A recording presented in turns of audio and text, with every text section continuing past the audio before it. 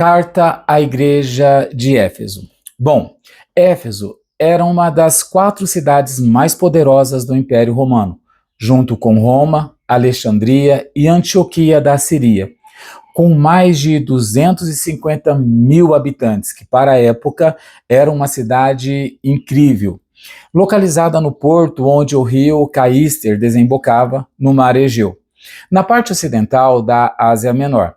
Em tempos passados, Éfeso havia se tornado uma cidade importantíssima, após ser conquistada por Croeso da Lídia em 550 a.C., que contribuiu grandemente para a reconstrução do templo de Ártemis e fundou a cidade.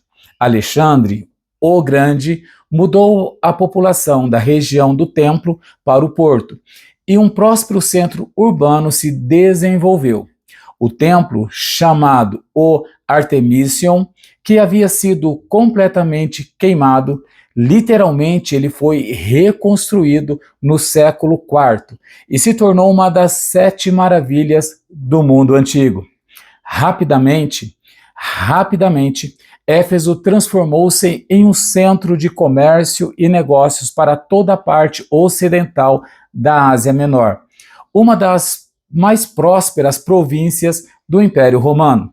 Sobre o poder do conquistador sírio Antíoco III, em 197 a.C., a cidade veio a ser a capital da região.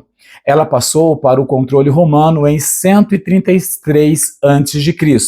Mas antes disso, houve uma considerável hostilidade dos romanos, e a cidade se uniu numa revolta liderada por Mitridates IV, reprimida por Pompeu em 69 a.C. Depois disso, a situação se acalmou, e durante o reinado de Augusto, Efésio e Pérgamo disputavam a posição de capital da província da Ásia. Éfeso tornou-se a maior cidade da região, com grandes projetos de construções exuberantes e uma vida comercial e religiosa muito, mas muito intensa. 3 grandes rotas comerciais cruzavam a cidade.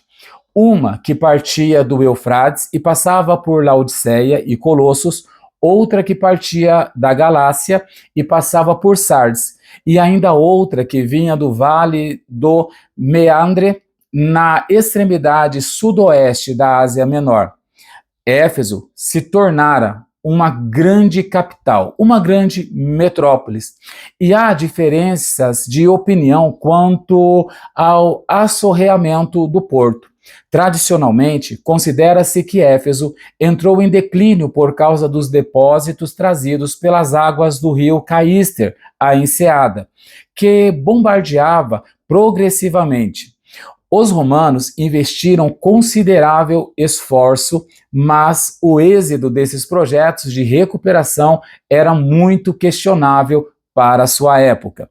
Documentos do segundo e quinto séculos depois de Cristo podem indicar que as tentativas de tornar o porto acessível foram bem-sucedidas e que ele não havia assorreado completamente.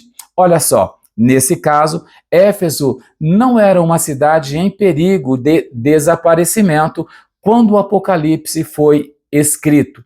Bom, no âmbito religioso, Éfeso era mais conhecida por seu templo dedicado à deusa da fertilidade. Conhecemos a deusa da fertilidade chamada Ártemis, a Diana dos romanos. O Artemision, e podemos ver em Atos capítulo 19, do verso 23 ao 41, ficava fora da cidade, a nordeste dela, e possuía literalmente milhares de sacerdotes e sacerdotisas, muitos deles e delas prostitutos e prostitutas rituais. O Artemision era a maior construção no mundo antigo, e o grande templo a ser feito completamente de mármore naquela época. O templo era 4 vezes o tamanho do Pantenon de Atenas, com 129,5 metros de comprimento e 67 metros de altura, com 127 pilares de 18 metros de altura cada um. Havia suficientes ofertas, doações e depósito bancário para torná-lo o pilar da riqueza de Éfeso e o líder da província da Ásia. O templo era também o guardião da estátua da deusa, alegadamente um meteorito que caiu do céu. De fato, ela não era esculpida como qualquer uma das grandes estátuas helênicas. Era uma pedra aparentemente sem forma, negra e com muitos seios. Pode-se perceber o poder dessa veneração no tumulto descrito em Atos dos Apóstolos, capítulo 19, verso 23 e verso de número 24, causado simplesmente pelo clamor: grande é a Diana, ou grande é Artemis dos Efésios.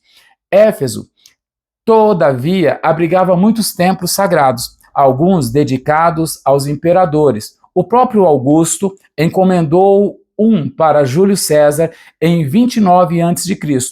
O culto ao imperador vicejava ali. E, de fato, sobre o governo de Domiciano, Éfeso foi designada sentinela, ou guardiã do culto ao imperador, chamada protetora do templo. Um templo em adoração a Domiciano foi esculpido, como vemos em Atos, capítulo 19, verso 19 e 20, que nos informa que ali existia grande interesse por magia e feitiçaria.